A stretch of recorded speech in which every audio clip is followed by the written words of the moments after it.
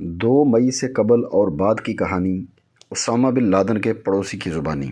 جب 2 مئی 2011 کو امریکی خصوصی افواج کے ایک دستے نے صوبہ خیبر پختونخوا کے شہر ایبٹ آباد میں دنیا کے سب سے مطلوب شخص اسامہ بن لادن، ان کے قریبی ساتھی ابو احمد الکویتی اور دیگر 3 افراد کے خلاف رات گئے کارروائی کی تو اس وقت زین بابا اپنے گھر کے برآمدے میں سو رہے تھے۔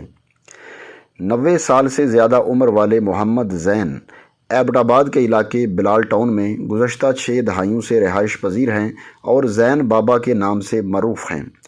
اسامہ بن لادن کے مکان کے سب سے قریب رہنے والے پڑوسی زین بابا کا گھر اسامہ بن لادن کے کمپاؤنڈ کے گیٹ کے سامنے واقع ہے، جس کے درمیان میں صرف 7 فٹ کی ایک سڑک ہے۔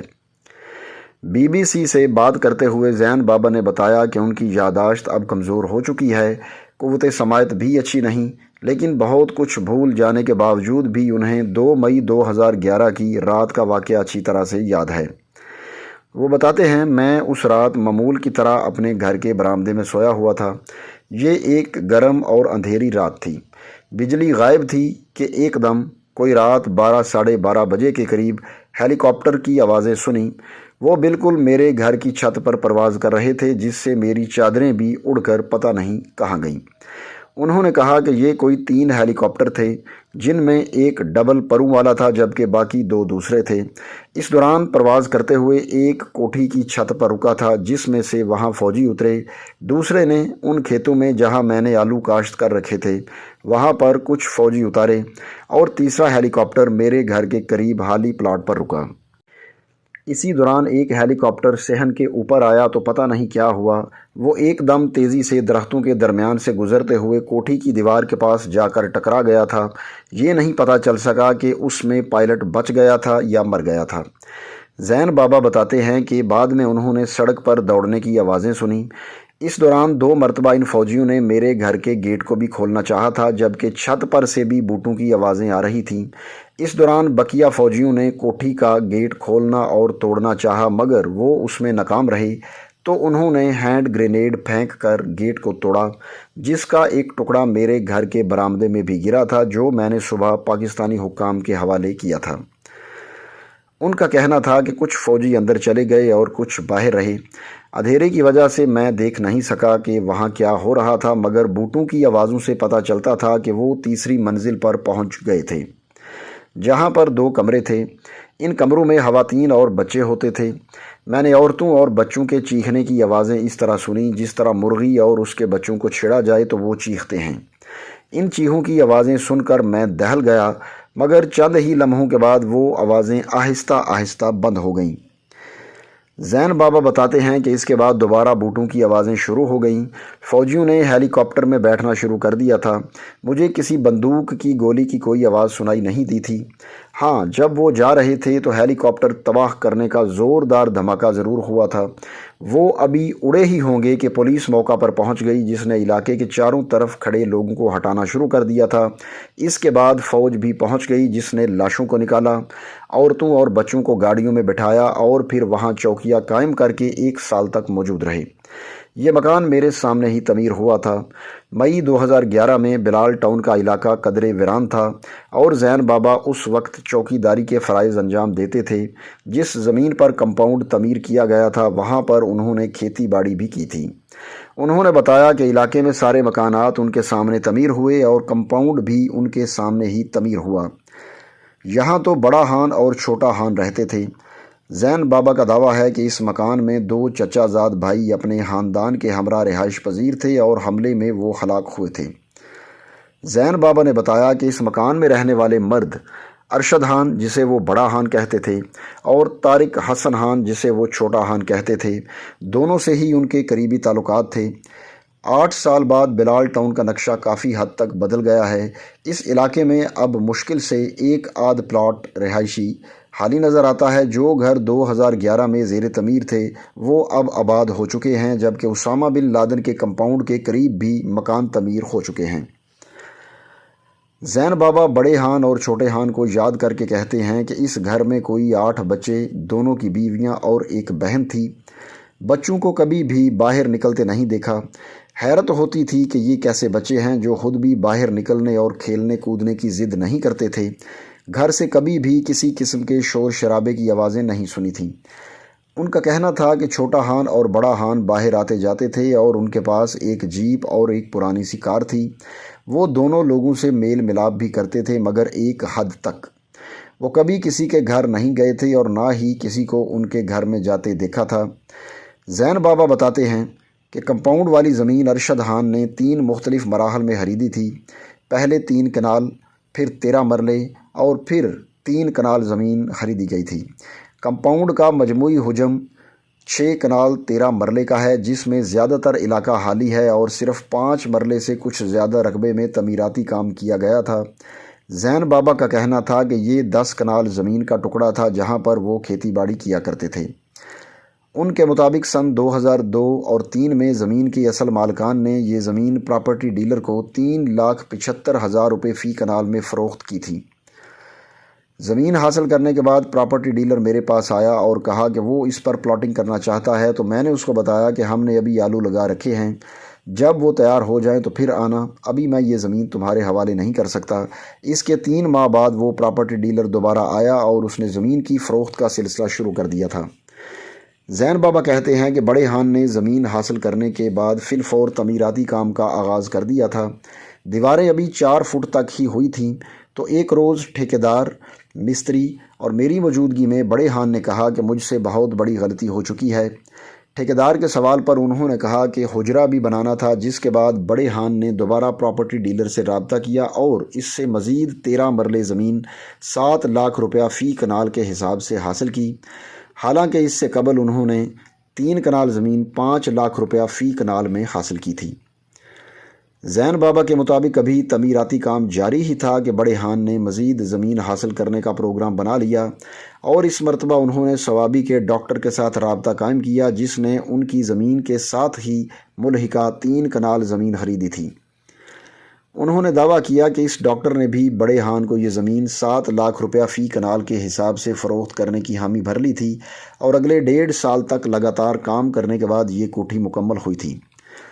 ان کا کہنا تھا کہ جب تک تعمیراتی کام جاری رہا، بڑے خان اور چھوٹے خان نے اپنے بال بچوں کو منتقل نہیں کیا تھا۔ جب تک خاندان والے نہیں آئے تھے تو اس وقت تک میرا وہاں آنا جانا رہتا تھا، مگر جب بال بچے منتقل ہو گئے تو بڑے خان نے ہمیں منع کر دیا تھا، کہا کہ پردے کی وجہ سے ہم کسی کو گھر کے اندر نہیں چھوڑ سکتے۔ زین بابا کے مطابق بڑے خان نے یہ بھی کہا کہ ان کے بہت سے دشمن ہیں اور اس وجہ سے انہوں نے کوٹھی کی 4 دیواری 12 فٹ اونچی بنوائی اور اس پر کانٹے دار تار نصب کی، جس میں رات کو کرنٹ چھوڑ دیا جاتا تھا۔ مسمار کی گئی کوٹھی کے پلاٹ پر مختلف مقامات کی طرف اشارہ کرتے ہوئے زین بابا نے بتایا کہ وہاں پر کون کون سے کمرے تھے اور کہا کہ ایک طرف حجرہ، مال مویشیوں کے لیے باڑہ تھا اور بتایا کہ پوری کوٹھی میں آنے جانے کے لیے راستے بنائے گئے تھے۔ انہوں نے مزید بتایا کہ وہاں بڑے خان اور چھوٹے خان نے باہر سے منگوائے ہوئے عمدہ نسل کے درخت لگائے ہوئے تھے اور اس کے علاوہ سبزیاں بھی خود لگاتے تھے، لیکن اس کام کے لیے کوئی ملازم نہیں بلکہ سارے کام خود کرتے تھے۔ ٹھیکیدار نے ایک دفعہ کہا تھا کہ خان، گھر میں اتنے زیادہ نلکے لگانے کی کیا ضرورت ہے؟ تو بڑے خان نے جواب دیا کہ ہم یہاں پر درخت لگائیں گے، سبزیاں اگائیں گے، مال مویشی رکھیں گے تو ان کو سہولت کے ساتھ پانی فراہم کریں گے، جس کے بعد ٹھیکیدار خاموش ہو گیا تھا۔ ان کا کہنا تھا کہ بڑے خان نے کوٹھی کا ہر کام بڑے اچھے طریقے سے کروایا تھا، ہر چیز کی کوالٹی کا بہت خیال رکھا تھا اور ٹھیکیدار موجود ہونے کے باوجود سب کچھ اپنی نگرانی میں کروایا تھا۔ اس کوٹھی پر اتنا زبردست کام ہوا تھا کہ جب اس کوٹھی کو گرایا جا رہا تھا تو پہلے روز 2 بڑی مشینیں آئی تھیں جنہوں نے اس کو گرانا چاہا تو وہ ناکام ہوئیں۔ اس کے بعد وہاں نصب کیے گئے ستونوں کو کاٹا گیا اور پھر مشینیں گرانے کے لیے دوبارہ آئیں۔ ان کا کہنا تھا کہ جب کوٹھی کو گرا لیا گیا تو پہلے ٹھیکیدار یہاں سے کئی دن تک یہ ملبہ اٹھاتا رہا اور ایک دن اس نے باقی بچ جانے والا ملبہ چھوڑ دیا اور کہا کہ میں اب تھک چکا ہوں۔ اس کے بعد لوگوں نے اینٹیں اور دیگر ملبہ اٹھانا شروع کر دیا اور وہ اپنے ساتھ کوٹھی کے قیمتی درخت بھی اکھاڑ کر لے گئے تھے۔ زین بابا نے ہنستے ہوئے بتایا کہ جب سارا ملبہ لوگ اٹھا کر لے گئے تو ایک روز میں کیا دیکھتا ہوں کہ علاقے کا ہی ایک نوجوان آری وغیرہ لے کر آیا ہے اور مجھے کہتا ہے کہ ان درختوں کو کاٹتا ہوں اور ساتھ لے جاؤں گا۔ میں نے کہا مجھے تو کوئی اعتراض نہیں ہے، مگر ویسے ہی اس کو ڈرانے کے لیے کہا کہ مجھے جرنیل صاحب نے کہا تھا کہ یہ درخت تمہاری ذمہ داری ہے، ان کو جو کاٹے اس کا نام اور پتہ مجھے بتا دینا، باقی میں خود دیکھ لوں گا۔ یہ سنتے ہی وہ نوجوان اتنی تیزی سے واپس مڑا کہ میں بتا نہیں سکتا۔ اب دیکھیں نا، یہ درخت اب ہمارے کام آ رہے ہیں، ہم یہاں پر بیٹھے ہیں اور یہ درخت گرمی سردی میں کام آتے ہیں۔ آپریشن کے باعث ہونے والے نقصان کی بات کریں تو زین بابا بتاتے ہیں کہ 2 مئی 2011 کے واقعات کے اگلے کچھ دن وہ اپنے گھر والوں کے ہمراہ بالکل محصور ہو گئے تھے، مگر اس کے بعد حالات معمول پر آ گئے۔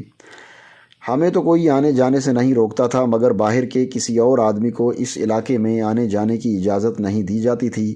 اگلے 1 سال جب تک کوٹھی گرائی نہیں گئی تھی، ہم نے بہت مشکل سے وقت گزارا۔ زین بابا کہتے ہیں کہ ہیلی کاپٹروں نے ان کا بہت نقصان کیا تھا۔ اس سال ہم نے 6,500 روپے کے عوض آلو کے بیج خرید کر کاشت کیے تھے، وہ سب تباہ ہو گئے تھے۔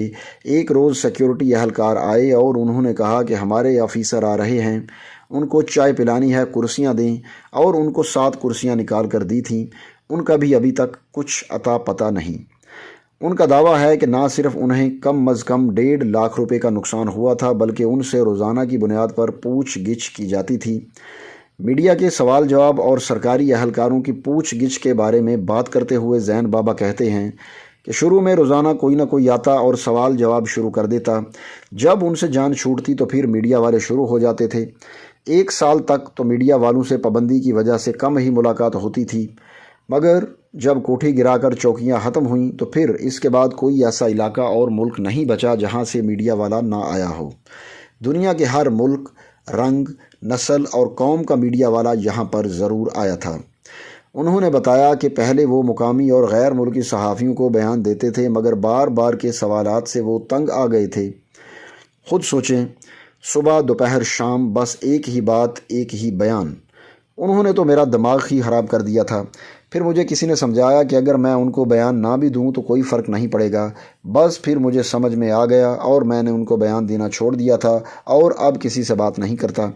صرف تمہیں بیان دیا ہے، لیکن اور میڈیا والے بھی آنا شروع ہو جائیں گے، میں کسی اور کو بیان دینے کے موڈ میں نہیں ہوں۔ زین بابا کے دعوے کے مطابق وہاں کئی مرتبہ پولیس نے مقامی اور غیر ملکیوں کو بھی پکڑا ہے۔ جن لوگوں نے غیر ملکیوں سے بات چیت کی ہوئی ہے، ان کو بیان لینے کے لیے طلب کر لیا جاتا ہے۔ مجھ سے بیان دینے کے بعد کئی مرتبہ پوچھ گچھ ہوئی تھی، بلکہ مجھے اور میرے بچوں کو تو جیل بھی لے گئے تھے۔ کافی دیر تک گفتگو کرتے کرتے زین بابا تھک گئے اور کہا کہ بس اتنا ہی بہت ہے۔ اب میری عمر 92 سال سے کچھ زیادہ ہونے لگی ہے، تھک بھی جاتا ہوں اور اب تنگ بھی ہو گیا ہوں، یاد بھی کم آ رہا ہے۔ 2 دن سے تمہارے ساتھ بات کر رہا ہوں، اب کچھ دنوں بعد آنا تو کچھ اور بتاؤں گا۔ یہ کہہ کر وہ اٹھ گئے اور اپنے گھر کی طرف چل پڑے، مگر جاتے جاتے وہ یہ کہنا نہیں بھولے کہ اب وہی رات دوبارہ آنے والی ہے۔ دوستو، یہ BBC اردو کا مضمون تھا جو 2 مئی 2019 کو شائع ہوا۔ ویڈیو اچھی لگی تو لائک کر دیں، چینل پر نئے ہیں تو سبسکرائب کر دیں اور گھنٹی کو دبا دیں تاکہ ہماری تمام ویڈیوز کے نوٹیفیکیشنز آپ کو سب سے پہلے ملیں۔ اب آپ سے ملاقات ہوگی اگلی ویڈیو میں، تب تک کے لیے اللہ حافظ۔